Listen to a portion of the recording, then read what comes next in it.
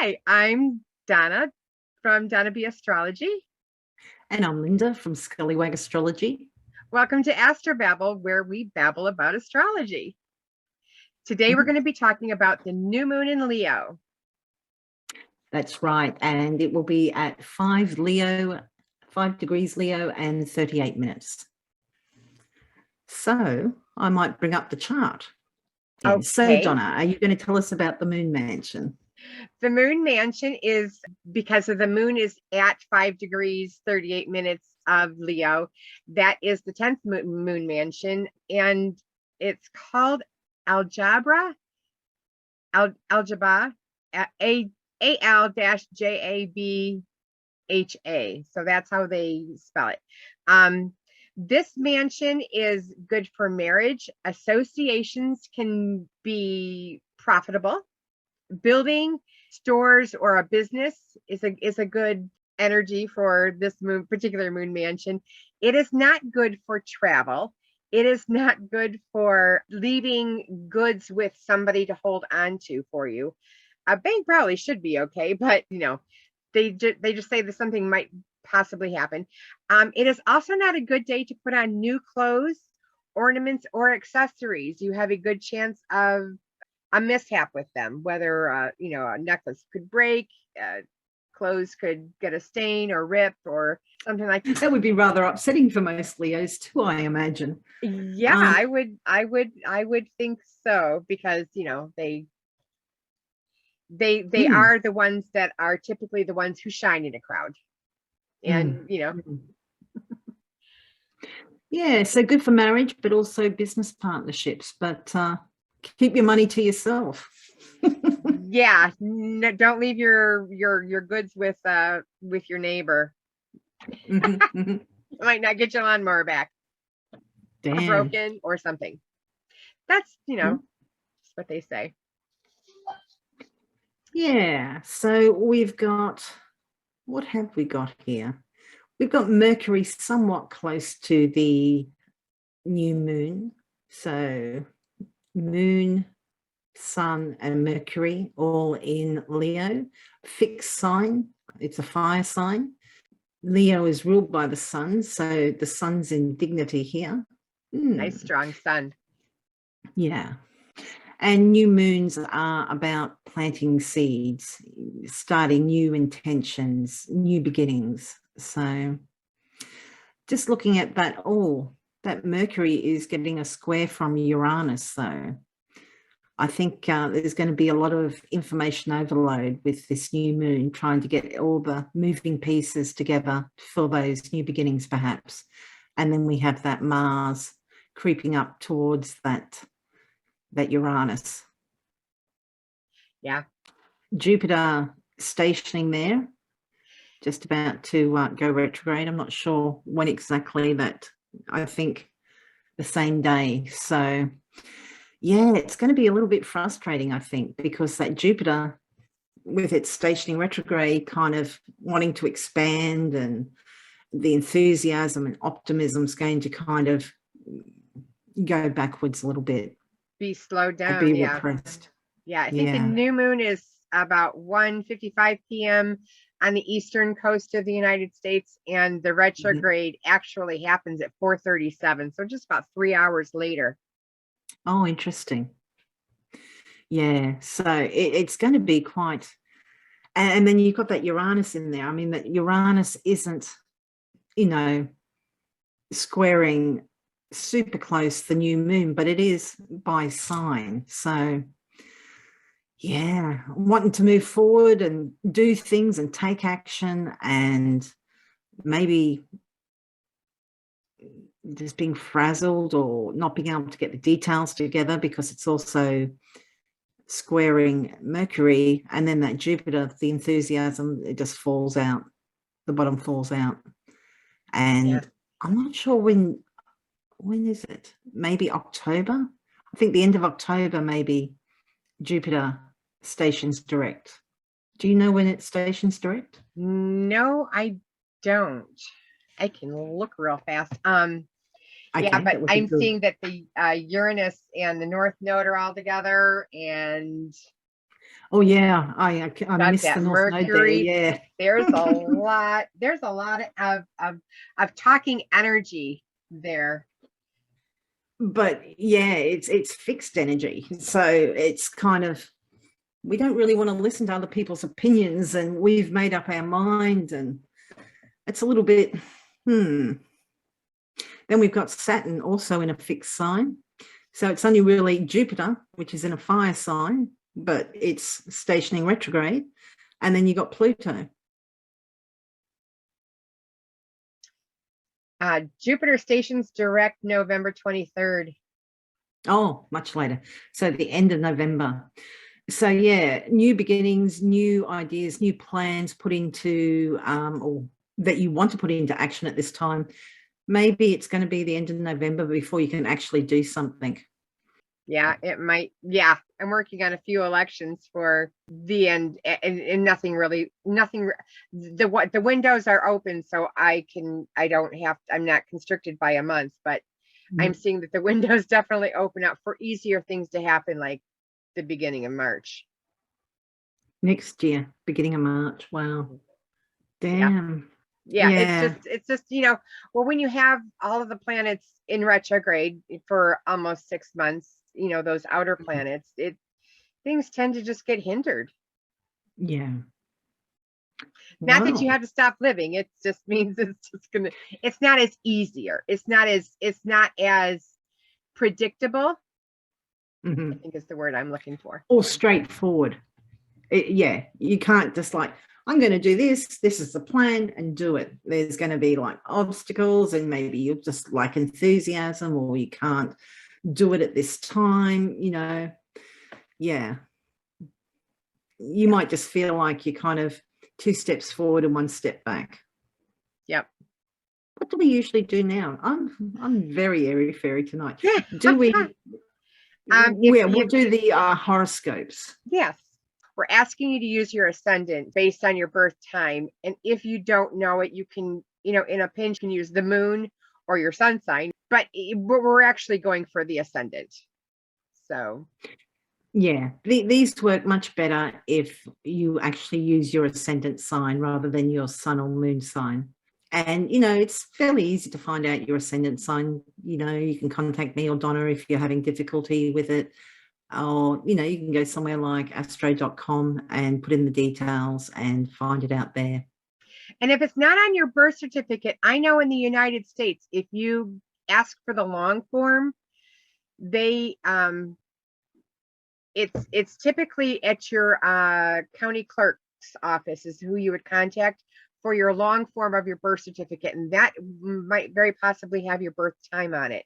A lot of times the short forms don't have it, but if you ask for the long form, they might be able to get your birth time, because a lot of people don't know their birth time, and it's hard. It's a process, but it is so worth it. You can do so much with an accurate birth time. Yeah, so much more. And if you're somewhere like Australia where they don't record it on your birth certificate, have a look, see if you've got a baby book, or, mum or dad, or, older relatives might remember. And even if they don't remember the exact time, they might be able to narrow it down to like it was afternoon, or it was late at night, or it was early morning. Because yes, having that exact time is so much more preferable. But, if you don't know, at least knowing if it's, morning or night or afternoon, or that also helps us too. We can tell, what your malefic sect is, what your benefic sect is, and things like that. Well, are you going to do the first house, Donna? Okay, I'll jump in. If you are a Leo rising, this is going to happen in your first house. And this is going to be new things that you are doing for yourself. It might be a new hobby, or a new. I know a Leo, so and I know she's doing an audition, so it might be doing something that you're just doing for yourself. Kind of just promoting it. It has a lot to do with your vitality. You've got the sun and the moon in the first house.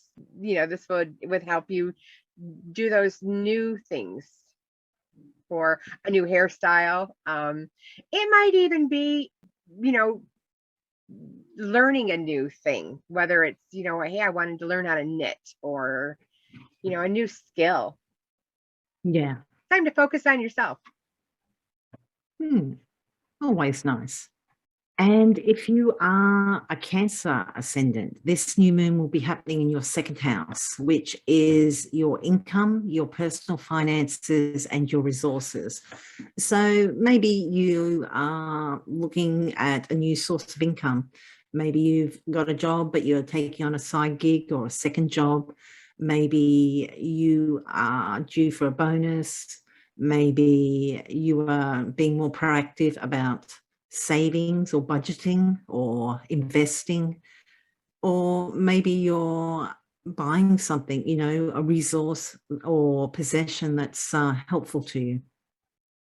Ooh, nice. If you're a Gemini, this is going to be happening in your third house. And this could have to do with early education. And I know up in the United States, we're on summer break, so there's not a lot of early education, but this could have to do with your siblings or your cousins, extended family. It also has a lot to do with your area that you're right in, right close to. What your area is that you do your errands with on a daily basis, your grocery shopping, those kinds of places. It has a lot to do with something new happening in that realm of your life, with the extended family, aunts, uncles, cousins, Yeah. brothers and sisters. Yeah. A lot of family time. Yeah. New family time. Nice.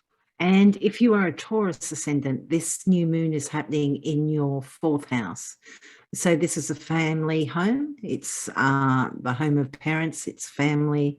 It is your living situation and real estate matters. It's things like heritage and that as well. And it can be, because it's, down below, it's a dark and kind of almost hidden house as well, but not as hidden as, say, the 12th. But yeah, so this could be new things happening with the parents. This could be new things happening regarding a home. You could be signing a lease. You could be starting to look for somewhere new to live. Maybe, you've decided, no, we need something bigger. So you start the search at this time.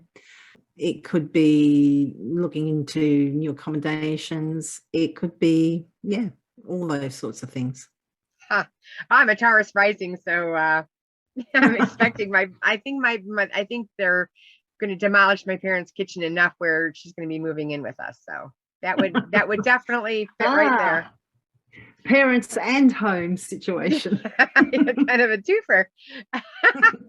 And so for the next one, my mom's an Aries rising, and it's going to give her an opportunity to be creative, because this is going to have, if you're an Aries rising, it's going to be happening in your fifth house. So you want to pick out those cabinet, openers and carpeting, and it has to do with your creativity. It also has to do with your children. So new things might happen with your children or creativity. Yeah. Yeah. Yeah, that definitely fits, doesn't it, with her moving in with her daughter? That does. And if you are a Pisces ascendant, this is happening in your sixth house. This is a house of illness. It's also pets, service to others, and those that work for us. Can sometimes be people that we work with. So there could be new beginnings, new starts here. Maybe, unfortunately, maybe some illness crops up at this time, or maybe you're starting out in a journey of having to do something to address your health, or it could be new job, new employee, it could be new pet. Yes, that is the sixth house. It has a lot. I think the sixth house has just a lot. I mean, it's service, it's pets, it's health. It's a lot of things, really. It's a lot of things that affect your own personal life. If you have a pet in your house, it's gonna sometimes rule, whether you can go out, for like a whole weekend, or you have to be back within a few hours to let a dog out, or whatever. So it does have a lot to do with your life. Anyways, if you are an Aquarius, this is going to happen in your 7th house. And that is going to that's the one-on-one relationships, the committed relationships, the relationships that you have with one other person that is wanting to have a relationship back with you. So the 7th house is that one-on-one relationships. So with the new moon there, new things could crop up. You could start a new relationship or do new things with like a one-on-one person, like if you were taking a trip or maybe doing your will that you wanted to do, because a lawyer would be the one-on-one committed relationship as well. Doctors, those kinds of people. And like you were saying, it's those one-on-one client relationships too. Like if you're in a business that takes on clients, it could be new clients coming in, so, or even if, one-on-one relationships, say with a hairdresser, maybe it's a new hairdresser because your old one's, moved on or not available or whatever. But new things. Yeah, something new. And if you're a Capricorn ascendant, this new moon is happening in the 8th house. 8th house is other people's money. It's shared finances and resources. It is things like inheritances, insurance, taxes, loans, debts, all those sorts of things. It's the partner's income or finances, as well as joint finances. So new things happening regarding those matters. Could be a loan gets approved, or you're you're applying for a loan, or, maybe you've set up a new business or something, you've got into business with somebody, so there's kind of agreements that need to be done there, and then new taxes, need to be wrangled and all that sort of stuff. Yeah, very good. Also, wills would definitely be in that. Yeah. Section to. So if you're a Capricorn rising, get yourself, make sure all your paperwork is all in order. And if you are a Sagittarius rising, this is going to be happening in your 9th house. And this is where you might want to come up with or decide to take on like a university type education, the higher education. It could even be astrology if you want to, learn the esoteric skills. This house has also a lot to do with philosophy. You might change how you philosophically feel about certain things. Yeah. Yes. Especially with Sagittarius rising, because you're more worldly. Yeah, they are. And if you are a Scorpio rising, this is happening in your 10th house. So 10th house is our career and public reputation. It's also authority. So it could be bosses, and it can also be kind of parents, even though parents is 4th house. Sometimes it can kind of be 10th house matter as well. And in the Leo sense, this is a great time for recognition. Yes. If you're a Scorpio rising in your career. Yeah, it's a very, very visible house, and like Donna said, career orientated. But yeah, it's you might be starting a new project at this time. Could be a new boss. It could be a new project at work, or new recognition, new honors, new rewards. It's also the house of infamy as well. So if you're misbehaving, it might be new trouble. Yes. Yeah, it's what you're known for in the world. So exactly. Watch your P's and Q's, but the sun being there certainly would lend to the more leadership, the higher quality vibe, I'm thinking. And if you're a Libra, but we've got that Mars and Uranus kind of squaring, by sign, so there could be a bit of a surprise element there. So yeah, for sure, with that square, if you are a Libra rising, this is going to be happening in your 11th house, and the 11th house has to do with your friends and associates and the people that help you with your life or help you accomplish the things that you want to accomplish.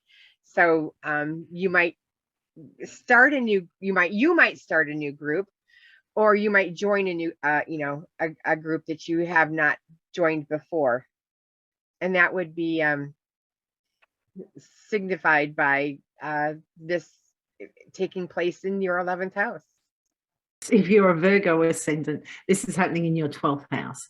So the 12th house is a little bit of a difficult house. It's hidden and secret matters. It's our undoing. So things like addictions and self-undoing. It's places of retreat or confinement. So this could be, working behind the scenes. It could be kind of sequestering yourself away, or it could be prison or hospital. So yeah, new beginnings, new starts, new things happening regarding those matters. So yeah. Yeah. I think with Leo, it's just, it adds some kind of a sparkliness to it with this full moon being in Leo. It just. Yeah. Anyway, that's the horoscopes. Do you have a stone for us, Donna? I do. And we're talking about Leo, and I'm even wearing a gold shirt. It's going to be the sunstone. Oh, and this is so pretty in the sun. It, this is that's a rough one. Hold on. Uh-huh. That was a really bad spot to put those.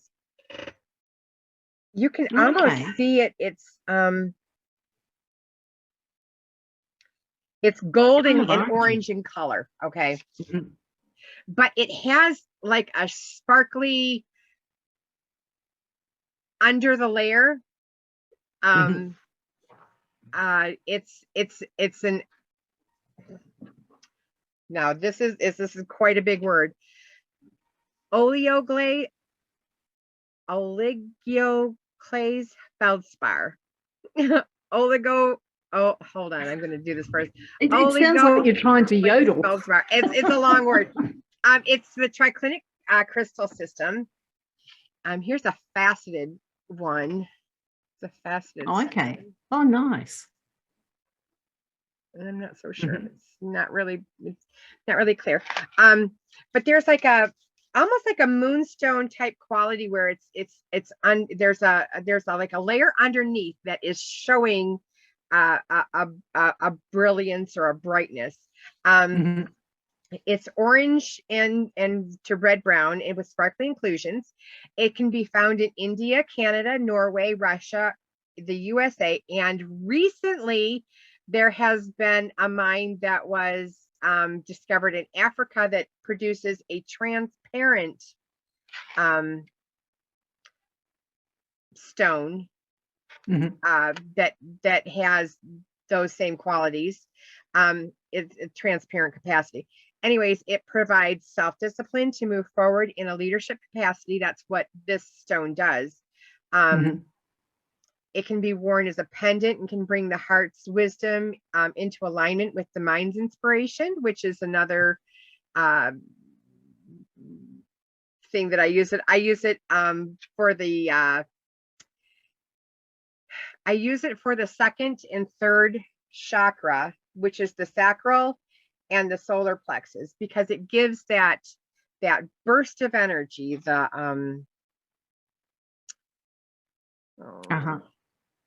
if you're feeling run down, this would be a good stone.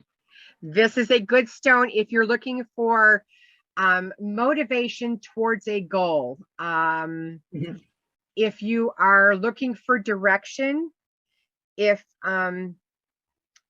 you meditate with this on your third eye, it helps you to see a higher path. It supports leadership, creativity, sexuality, and physical stamina. That's why it works on the solar plexus. I thought it was interesting that you said about the heart too, because Leo's rules the heart. Yes. And the leadership too. So yeah, interesting. Yes, it exposes dishonesty, so it's a good stone to have. Ooh, but handy. Make sure that you're on the up and up, because it does expose dishonesty. It increases metabolism and vitality. So it's a really good stone. It also aids reproductive problems. So if you are, having those the sacral issues. And I wish you guys could see the brightness, and you can really only see it in the sunshine. Uh-huh. When Yeah. the sun hits it, it just reflects. So it's so pretty. It really is. It's a very Yeah. pretty stone. But that is the sunstone, and I use this frequently as well, because you can see I've got a lot of them. They don't have to be gemmy for them to work. They don't have to be what? They Sorry? don't have to be gemmy, gem quality. Oh, so rough rocks are fine. Rough rocks are fine. Yeah. All I'm looking for is the same energy that the rock has, and whatever you do to it is not going to really alter it that much. It would alter it more if you were to polish it, then. Well, I was almost wondering that. Yeah. It's almost like you kind of. It's got a Mohs hardness of like a 6 to a 6.5, making it, a wonderful stone to have as a necklace. This is. Stop. Nice. So yeah, it's a 6 to 6.5. So it's pretty tough stone. I mean, I wouldn't go dropping it on hard things, but yeah. I reckon that would be brilliant to have like on a keychain. So it's with you all the time, because you were saying metabolism, leadership, just really, really handy qualities to have. Exposing dishonesty. Good for the heart. Yeah. I do. I find that this stone is very beneficial for, just getting that motivation going, getting that leadership stuff going, that if you're doing one of those new things for yourself, or getting a family reunion together, it might be a stone to be wearing, because it just exudes that vitality that if I think people are more attracted to people who've got that vitality. You don't want to follow somebody who's like, wearing all black and, just wants to crawl into a hole and, not do anything. You'd rather someone who's a bit upbeat. And so it might give you a little bit of that oomph that you might be needing with all these planets going into retrograde. Yeah. Very good. And you'll be writing an article about that? I will. We're getting more work for Donna. Yep. It's a great stone, and it'll be good to read that article, because I'm sure I'll have more information than what I was able to get out today. Yeah. I was thinking when you were saying about what a shame it was that you kind of couldn't get it out in the sun, maybe even take a video on the phone, take it out in the sun, that might be able to capture it perhaps. That could be interesting. Yeah. I'll give it a try. So. Okay. So the aspects that we have coming up between this new moon and the full moon, we'll start out with, of course, as Linda had said earlier, Jupiter is stationing on this day. It will also then go into retrograde about 3 hours after that full moon or the new moon. So that's going to be happening. Is the retrograde is going to be happening. And what did you say, around about the 23rd or something of November is when it stations direct again? Yeah. So July 7, 11. So about 4 months it's going to be retrograde for. Yeah. Yeah. And unfortunately, during this time, you might find that your grand plans are kind of not moving forward. You're not enthusiastic about it, or you keep kind of running into issues, or you just kind of can't do that. It's being repressed. It's being, held back. Jupiter is going back over that old ground. The good news is that those grand plans, by going back over them and reassessing them, you might actually come up with a better plan in the long run anyway. So that's the hope with that. With Jupiter going back into its own sign, might have a little bit of more dignity than. Yeah, that's interesting. Yeah, I forgot to, I'm not sure how far back it will go, but yeah, it does go back into Pisces. Yes. We had such a short time with it in Pisces, so it'll be nice to have it back in Pisces. Yeah. Yeah, it will be. I don't think it went in Pisces so quickly. It's supposed to be in there for a year. I think we only got maybe 7 months out of it. Yeah, well, I think last year sometime, maybe round about this time, well, maybe about October or something, it kind of just got into it, and then it retrogrades straight back into Aquarius. Yeah. And then I think around about December, end of December, it kind of was in it, but by May it was gone. Is into Aries. So yeah, it would have been nice to have had that nice 12-month period, but it wasn't to be. Not this year. And then so the other we ready to move on to the next aspect? Yeah. Mercury squaring Uranus, which you had said earlier was going to happen. And these are two they're air quality planets, not quality, but they're airy planets that have a lot to do with the ideas. So Mercury is like the normal talking, where Uranus is going to be that level up, that more more shocking, more ideas, a lot more about a higher vibe of talking. Is what I'm trying to get to. Yeah. And that Uranus, it's kind of it's in Taurus, which is of course a very kind of slow, steady, stable kind of sign. But Uranus by nature is quick, sudden, shocking, innovative, eureka ideas sort of thing. With it squaring Mercury, I just kind of wonder if this is going to be too much going on. It's just, when you kind of you go to bed at night and you can't get to sleep because all these ideas are running through your head. But I think even on a grander scale than this is kind of like there's too much information coming at you all at once, and kind of mental burnout. So it's just like, as you're saying, too much. I'm looking at that Mars that's right next to it, so you got that aggressiveness or that drive. And then you've got the North Node, which means increase. So yeah, I'm seeing that a lot of what you are just saying. Yeah, I just think this is going to be a really mentally taxing day. I mean, for some people, it might just mean more because, Mercury can be like your car and getting around and communications and learning and that. But it's just all being shoved at you all at once. And I think for most of us, it's going to be way too much. Some people might actually thrive with it, perhaps, but I just look at that and just think, ugh. Uranus is very electric. So.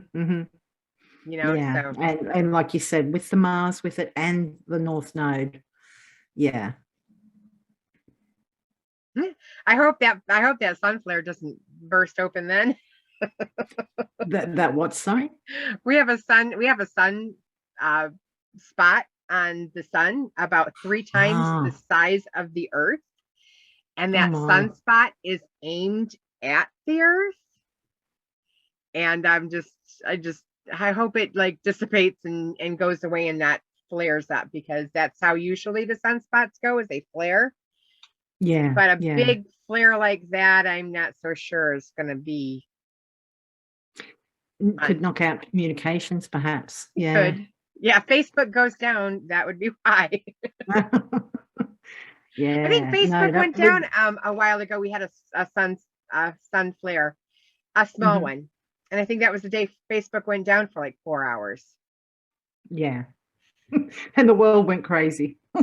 Yes, and the world went crazy. Yeah. So yeah. Yeah. Well, hopefully not. That would be rather catastrophic. Yes. Well, maybe not catastrophic. It depends how big it is, but yeah. Yeah. Something to watch out for sure. Maybe a good idea to make sure that your electronics are all backed up, particularly if it's, something you've been working hard on, maybe send it to Google Drive or, email it to yourself. Yeah. Because this could be something shocking happening with your electronics. So yeah. Yeah. Oh, the following year or the following day is the Islamic New Year. I don't know Is what so? astrologically how if that is any significance, but it is. Anyway, so then we have on the 31st. Are we ready? Sorry, what did you say? It's what New The Year? Islamic New Year at Oh, sundown on okay. the 29th. Ah, oh, okay. 29th of July. Is that Ramadan or? Nope, it's just New Year. Oh, okay. Fair enough. Hmm. I can Okay. ask my anyway. And that's okay. So on the 31st is Mercury is opposing Saturn. Mm. Yeah, that's going to be frustrating, isn't it? I would think that would be very confining on speeches. Mm-hmm. Yeah. Yeah. And they're both in fixed signs, so they both don't want to budge an inch. Could be being stifled, like you said, with speech, communications, also just getting around, quite often if I'm doing a lot of driving in the car, doing a lot of errands and that, I quite often look and see what's happening with my Mercury if it's being aspected. But yeah, this could be, yeah, and having to do paperwork that you don't really want to, it's like you've put off doing those taxes for the last, 6 months or something, and now you've got to do all that paperwork. Saturn is definitely in the stronger position. It's in its own sign, even if it is retrograde. Let's see, Mercury is still under the beams. So Mercury's just going to have to toe the line. Yeah, I think so. I think so too. It could even be a little bit kind of depressing too. Depressing thoughts, depressing communications, depressing news. Or you're just being made aware of new rules. Interesting. Yeah. Which could be rather depressing. But those are typically constricting. Yeah, no, that would definitely work. And so then the next aspect would be the sun is going to trine Jupiter. Mm-hmm. And this is where the recognition, this is where I got that recognition from, is that, with your job in that 10th house, anytime that Jupiter is a benefic, so it's going to give you something. Trining that the sun is recognition. Yeah, I was just looking rather puzzled there because it's still stationing. It's not actually retrograde yet. It's stationing retrograde, but yeah, so it's slow. I don't know when it actually officially retrogrades. I mean, I suppose it's officially when it stations retrograde, but yeah. So it's not even moving backwards yet. It's just sitting there like a lump. Yeah. And saying, yeah. I'm ready to go. But it's just not going. Yeah, and I mean the sun's in Leo, so it's in its own sign. It's ready to move forward, but Jupiter's just sitting there like a lump. And I've read about this. Usually sun trine Jupiter, that would be an optimistic, enthusiastic time for us. But because it's retrograde, this is it can be a time when you realize that it's like, oh, all these grand plans, they're going to take a lot longer than I thought. Or, this person I was counting on to help me, it's not going to happen. You're going to have to rethink. And yeah, it's maybe a little bit of a disappointing day, but it gives you a chance over the next 4 months to go back and refine and make that an even better plan. Yeah. That's typically what the retrogrades do, is they give you a chance to go back and revisit the whole situation. Yeah. And then the next day we're going to have Mars conjunct Uranus. Oh my God. And that's going to be with the North Node. You really shouldn't say, oh my God, like that. You might scare people. Yeah, I'm a Mercury in Pisces. That's going to happen. But yeah, it's just big energy. It's it's time for really big grand ideas. It's sextiling Venus, so that should Yeah, give some that's benefit. nice. Yeah. I do understand that your reaction when you saw that, like, oh no. But yeah, it just means that it's big energy. It could be big and shocking. It could be trying to see where Pluto is. I'm, yeah, we both have our own, where our eyes go to. It's like, okay, we're other troublemakers. But yeah, it's big energy. It's a lot. If you were to just, if I were to just read that in a sentence, okay, I'm seeing Uranus, the North Node, in Mars. Okay, so we're going shocking big aggression. It's just or shocking big drive. It could also read that way as well. So yeah, I mean, this could be very big revolutionary energy, and depending on which side of the revolution you're on, that could be good or bad. It could be really big,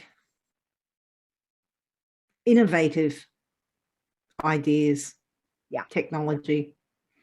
I mean, like you said, it's got that trine to Venus, so that's something. Yeah. Hopefully it's not overly negative. Yeah. But yeah, I'm a little bit concerned about that. They're both quite combustible.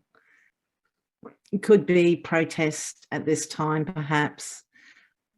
Actually, this would be really interesting if it was regarding female rights and that, with that sextile to Venus.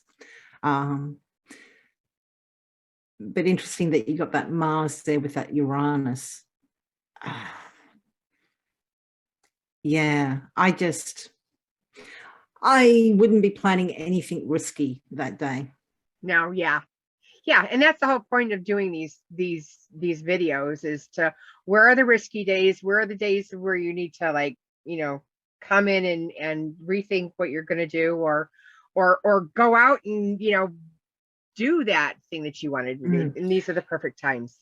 And I mean, if you need to do something that's going to take up a lot of energy and needs you to think outside the box, and this would be a good time for that. Yes. But I wouldn't plan to go hang gliding for the first time on this day or something similar. I wouldn't plan to go hang gliding anyway, but there you go.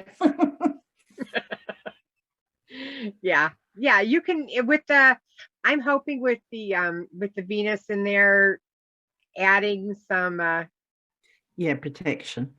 Because Venus, Mars is in Venus's sign. They don't have mutual reception, but Venus is trying to lend some things over there. She is the one who's handing out the tools. They are all in the Taurus sign, so you might have a little bit more of a voice. That's a good point. Both Venus feels a kind of obligation to both Uranus and Mars. So that's interesting. So females, beauty, I don't know. Inclusiveness, drive, innovative, new, leveling up. All those words are all very much part of this energy. It's interesting. But yeah, you're quite right. Venus does have an obligation to kind of look after them, and she's in a really close sextile to them, so she can help them. So she isn't in a playing sextile. Yes, good point. Interesting. So yeah, it could be it has the potential to be a really good day. A really active day. Yes, that as well. Very active, very, very it'll be interesting. We'll have to journal, won't we? It'll be interesting. I will be very interested to see what does manifest that day. Yeah. The next aspect with Venus sextiling Uranus. Why is she sextiling Uranus before she's sextiling? She must be, yeah, she's sextiling Mars first. But I've got written down here that she's sextiling Mars on the 2nd. Yeah. Do you know what? Maybe Mars is moving super fast. Mars is moving at 122% of its average speed. Venus is moving at 123%. So she's actually moving faster. Because is Mars going to overtake Uranus before? Oh, look at that. It is too. So Mars is moving fast enough that he's going to overtake Uranus before Venus can actually come up and make that sextile to Uranus. Interesting. Yes. So more sudden, kind of like out the way. Shoving. I'm coming through. Yeah. Yeah. Yeah. So we have Mars conjunct Uranus, which is, yeah, it's that I'm coming through, that drive, that this is my idea. Yeah. So, yeah. It could be shocking. With separation there. Yeah.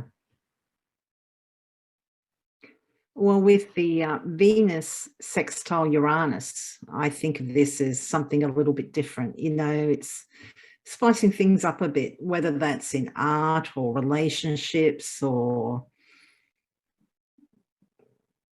it could be lots of things, like how you dress, you know, your jewelry, eating, anything that brings you pleasure. You might just want to, you know, explore something a little bit, you know, outside your usual boundaries. Or change your hairstyle, your hair color completely. Which would be a very much of a Uranus type Venus thing. Yeah. And hopefully that would go well with it being a sextile. Yeah. And then the next day, Venus is going to catch up to that Mars. So we'll have Venus sextile Mars, which can be a bit of a sexy energy. There are, yes, you know, a pair. So for those people, yeah. You know, if you meet somebody at this time, this is more to do with Venus, Uranus, you know, it might be fun and exciting and new and very different, but it might not have much staying power. That's the only thing. No. Yeah, with Venus in a very fleeting sign of, you know, the moon, because the moon goes so quickly, yeah, and changes. It might be fleeting. Well, not only that, but that Uranus is unstable. It's not like Saturn. It's like, yes, we're going to be together forever. It's like, yeah, it's the fling. It's the, that was fun. Yeah. See you next year. Yeah. Yeah. It can be shocking and out of the blue, and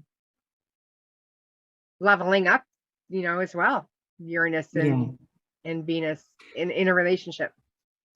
Well, even with things like art or all that sort of thing, it could be, like you said, leveling up. It's kind of, you know, going to a different innovative take on, you know, whatever that art is. Yeah. But that Venus Mars, that's usually kind of quite, you know, a bit of a fun time, quite sexy. As you said, Mars is in Venus's sign. So Venus is in a better position here, but she kind of feels like she's somewhat responsible for Mars. So Yeah. So she's going to allow Mars to do what Mars wants to do, but she's going to have Mars do it in a nice way. yeah, I like that. She's going to take that route, and she's going to have him bathe and get dressed up, shave him up, and take her out to dinner. There you go. Or what are they saying? Music soothes the savage beast. There you go. It does. Mm-hmm. It also soothes kids, but okay. Okay. Some of them can be beasts. Yeah, I better that's not true. say that. and then we've got Mercury going into Virgo, but that's not for a couple of days afterwards. Is that right? Or am I looking right? No, you're about August 4th. 4th. So let me jump a couple of days ahead. Yeah. So Venus going in, or Mercury going into Virgo, it's its own sign. So it's going to have all the dignity. It's going to have all the power that it wants. Yeah. Not only its own sign, but it's also exalted. And yeah, it's exalted here. So no other planet is exalted in its own sign. Mercury is the only one that gets that. Yeah. So yeah, very analytical, but grounded, because it is an earth sign, Virgo. Very detail oriented. Yeah. And but can adapt because it's mutable. So yeah, mutable earth, tangible, practical. Yeah. And as I've said a gazillion times, when a planet moves into another sign, it's a day to journal. It is definitely a lot of something significant could happen, whether it's on, the personal level or the more mundane level. Yeah. And Mercury will be well and truly out from under the beams of the sun at this stage. So really good position. Yeah, just really good. He's in his own home, he's exalted and away from that sun. Yeah, and can get the message out or whatever it's wanting to do. Yeah. Really good position. Good time for, like you said, analytical, nitty-gritty, detailed, orientated work and communications. And then the next one is Venus trine Neptune. That's a couple of days later too, on the 7th. Very dreamy. Idealistic, quite romantic. I would think it would be a good day to gab. Just call up a girlfriend. That could be fun. Yeah. It's the gift to gab. Whenever I see that Venus and Neptune, it's not real tangible, but it's a good time to banter around some ideas. And yeah, could be a very creative time. Creative, that's the word I was looking for.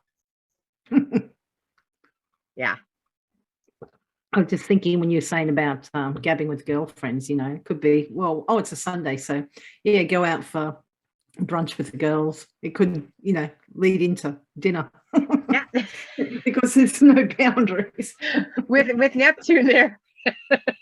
They stagger home at 3 a.m. Yeah. I was just out for lunch. Yeah, it could be fun.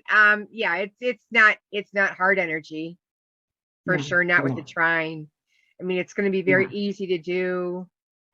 I mean, Neptune is retrograde, so you could have like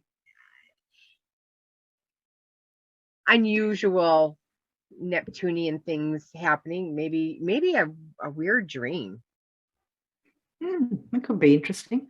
Yeah, I mean, the outers are so they're retrograde for so long, like 6 months or something.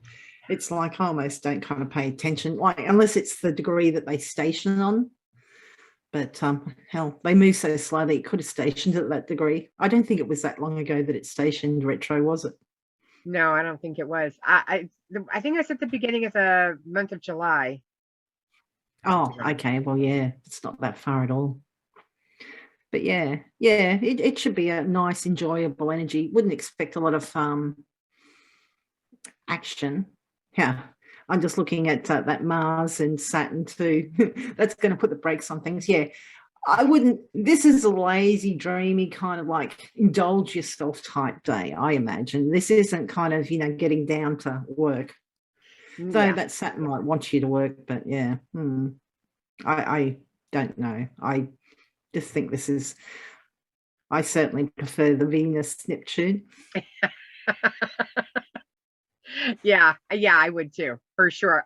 Because the other aspect that we got coming up is Mars squaring Saturn, you said, Yeah, and those are both the malefics. And when those are yeah, both in conversation, um, I can't imagine that good times are on the doorstep, but I do see hard work. You could get a lot of hard work with Saturn and Mars. Mars is that drive, Saturn is the rules. So, mm. Yeah. I mean, Mars is in Taurus, so it's not the most speedy sign for Mars to be in, but it does still want to go forward and it does want to take action. And that Saturn is kind of holding it back, I think, possibly telling it, you got to follow the rules, you got to do this, you do that. And Saturn's in its own sign, it is retrograde, but yeah, it's in the superior position and it's in its own sign, whereas Mars is in its sign of detriment. So Mars is going to have to do what it's told, I believe. could be destructive energy as well with Mars. Yeah. Mars and Taurus. So it's an earth sign. It's fixed. They're both fixed signs. And in detriment, Yeah. Yeah. Mars isn't feeling good. Saturn is definitely the stronger one.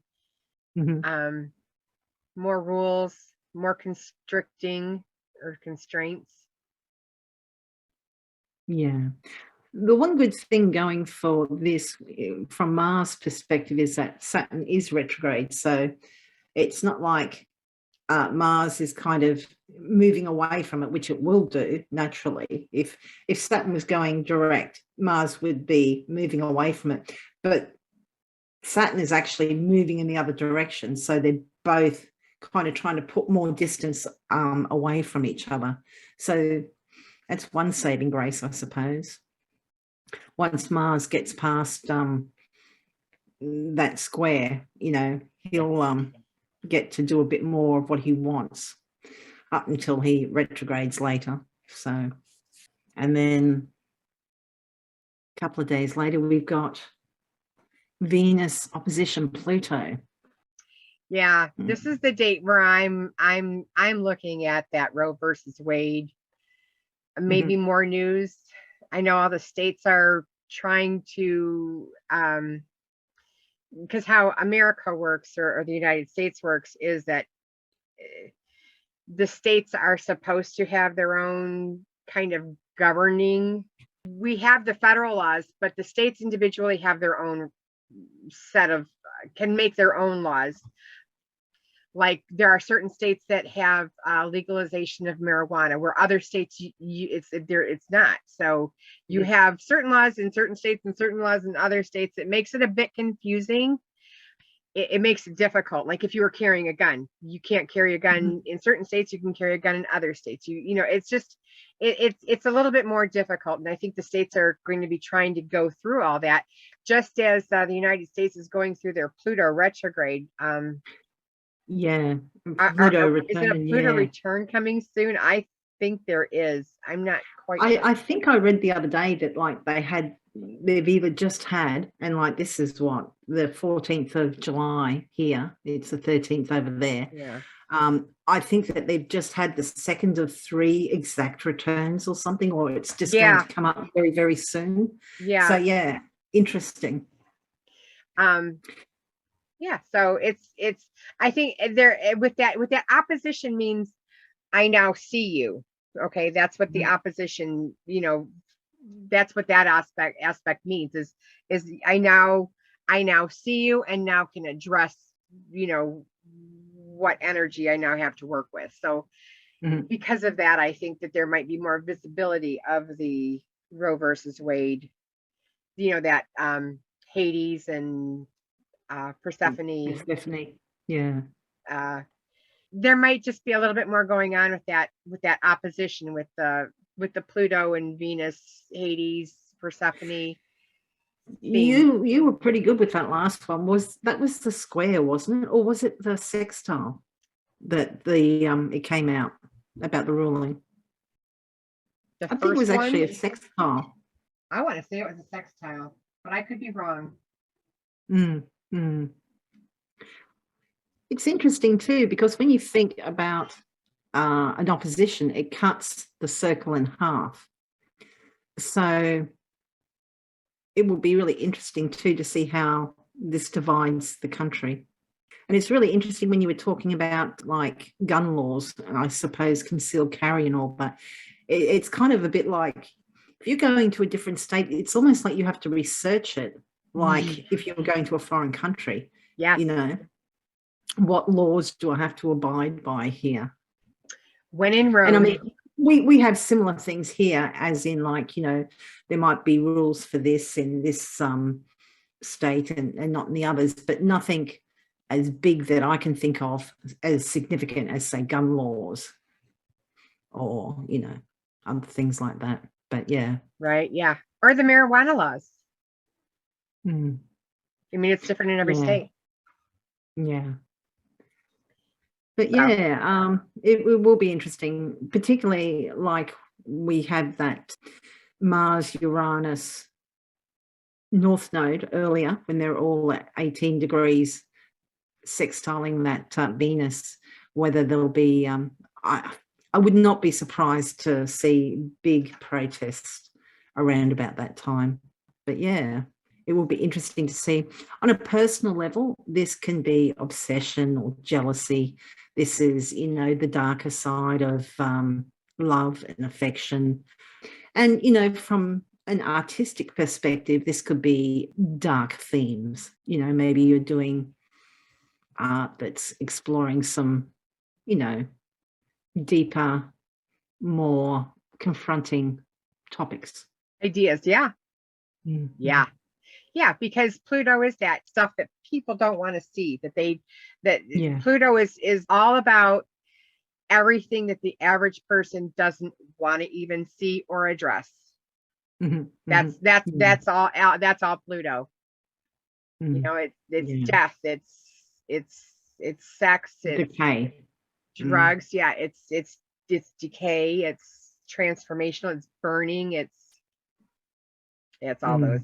Intense relationships. And with the opposition, it could very well be issues with jealousy, obsession, that sort of thing. And then a couple of days later, we have, Sun square Uranus. So this is highlighting shock.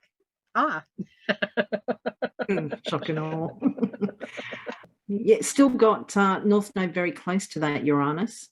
I think this is kind of change. You're not comfortable. Things are happening too fast.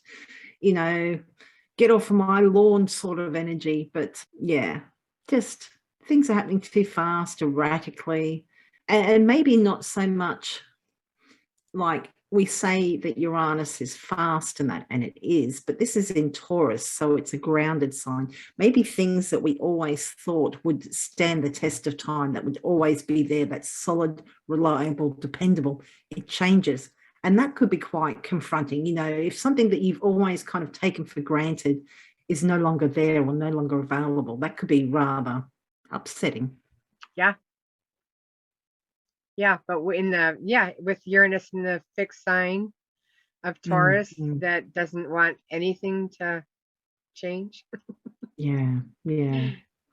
Used positively, perhaps this is, needing to change and adapt, and it's going to be it's not going to be joyful, but maybe it will be productive. But it's going to be highlighted. I mean, the sun wants it to come out. The sun wants it to be illuminated. Yeah. Uranus is in the superior position and it's got the North Node with it. But the sun is in her own sign, or his own sign. Shouldn't say her, though maybe I should. Girl power. But I think that could be uncomfortable. Maybe changes that aren't awfully comfortable. Tension and stress around change. Yeah. Yeah, I definitely could see that. That's good. That's a good one. Yeah, because Uranus is not supposed to be that same old, what we're all used to. It's that wow factor. Yes. On the 11th, Venus is going to move into a new sign. Leo. Yeah. Where, I don't know, I don't think that she's feeling that bad. She doesn't have any dignity. And she does have just looking, she's not in triplicity. Yeah, because the essential dignity chart is right down there, and she's Peregrine. Yeah, I forgot it was down there. Yeah, no, she's Peregrine. She's got no essential dignity. Yeah. It's just, yeah. So she doesn't have a lot of the sun is in the same sign, so the sun can at least help her because Leo is ruled by the sun and the sun's in the same house. So that's somewhat helpful. Yes. Yeah, but she's not in detriment or fall, so that's something. Fixed fire sign. So yeah, this can be a fun Venus. It's quite creative. It likes tension. Yeah. Yeah, when you said that it's a fun Venus sign, she's also in the warrior position, and I'm thinking with the sun, she very well might be more warrior than the lover.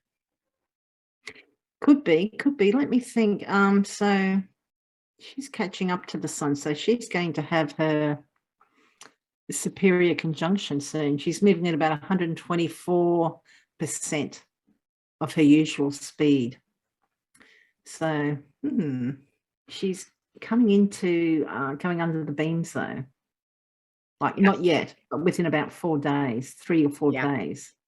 So at this time, she should be, let me think, she'll be a morning star. So she'll be really bright in the sky in around about this time.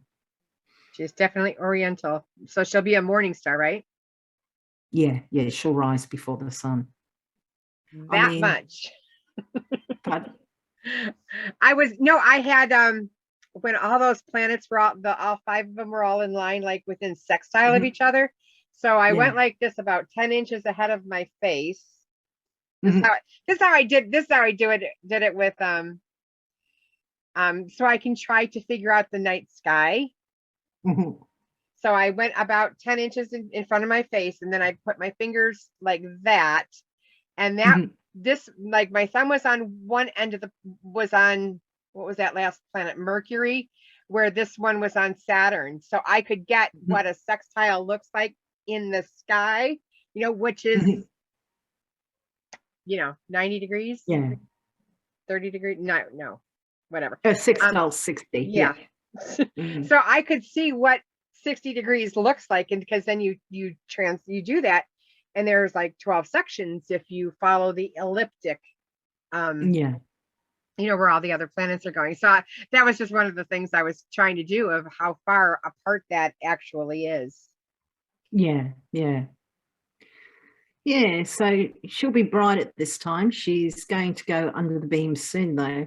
Interesting that you got that Uranus, Mars, and sextile that Venus earlier in the month.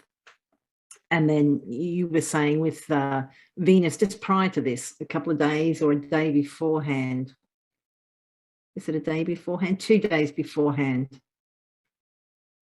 She's going to have that opposition with Pluto, which you were wondering if that could bring up some stuff with Roe v. Wade. And yeah, you're talking about her now being in a warrior position, and she's going to be super bright. I don't like the idea that she's going under those beams pretty soon, but when she does conjoin the sun, it will be a superior conjunction, and it will be a whole new cycle. So that will be interesting. But it will take her a while to get through that, out from under the beams again. At least 15 days, 2 days or 2 weeks. Yeah. Once she goes in, she's got to get there. So that's 2 weeks. Then in that conjunction, and then another 2 weeks out. So another month. Yeah. So what's that? Take us up to September.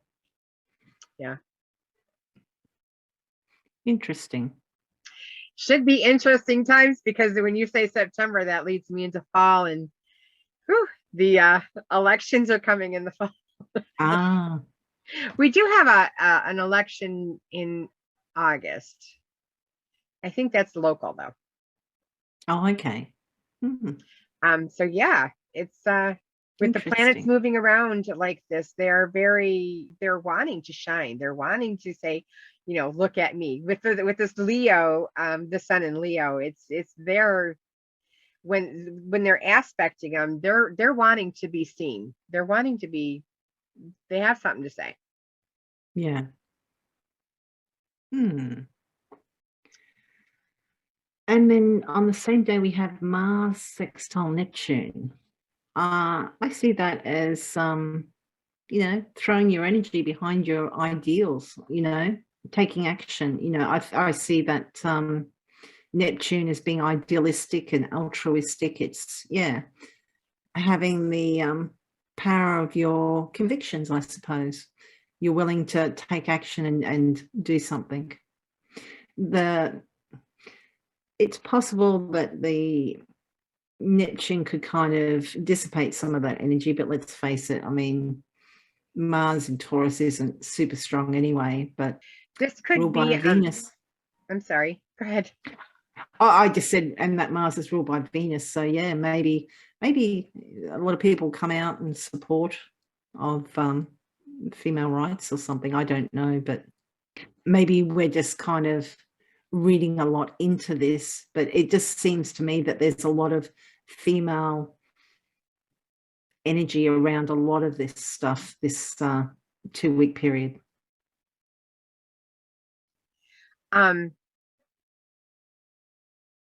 This could also be misuse of drugs. Could be, yeah. Mars and Neptune. Could be, yeah.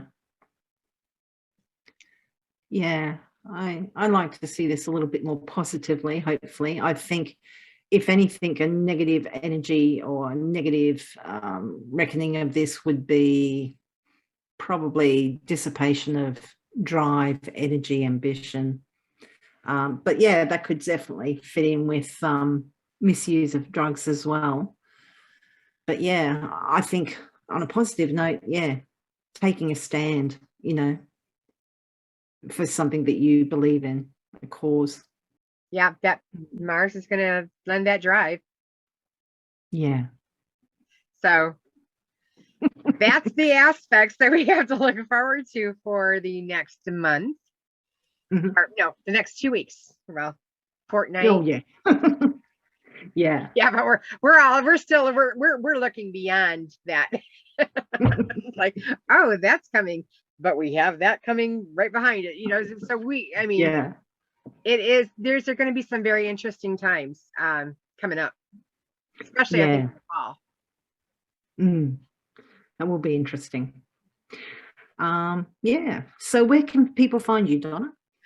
You can get a hold of me at right there is my www.donnabastrology.com is my website, and you can get on there to find out about my stone blog that I have. Every time I talk about a stone, I try to write an article and get it on there. And so I do electional, horary, natal astrology, and chakra layout. So, and I do them by distance, so they can do them that way. And it's better to go to Donna Barr Consulting, my Facebook page, to do the booking, because that'll just book it right there. But Yeah. So those are the ways you can get a hold of me. And Linda, how can people get a hold of you and what are you doing? I'm at Scullywag Astrology, which is astrology.scullywag.com. I'm on Facebook and Twitter and Instagram, and I'm doing natal readings. I'm doing forecasts, so looking ahead for the following year, and relationship readings. Nice. Yeah, I forgot what I was going to say. We're kind of a bit all over the place tonight, aren't we? It's a weird energy. We're actually recording this kind of under a full moon. So has the full moon actually occurred yet? No. It must be very close. In an hour and 4 minutes. Yeah. So if we're a bit kind of jumpy, that might be what's going on. But interesting to do it under a full moon. It is. Yeah, it is. I don't think we'll try doing it under an eclipse. Oh gosh, no. No, although I have started a few things with an eclipse. Yeah, I'm not so sure I'd want to do a video. No, I don't think I would either. All righty. If you found value in this, please like, share, subscribe, and comment. It brings up our algorithm so that other people can see it, and we do appreciate all those shares. They are very helpful. So yeah, thank you. Thank you very much. Yeah, so thanks for listening, and we'll be back next time. Yep. Thank you. Bye. Ciao.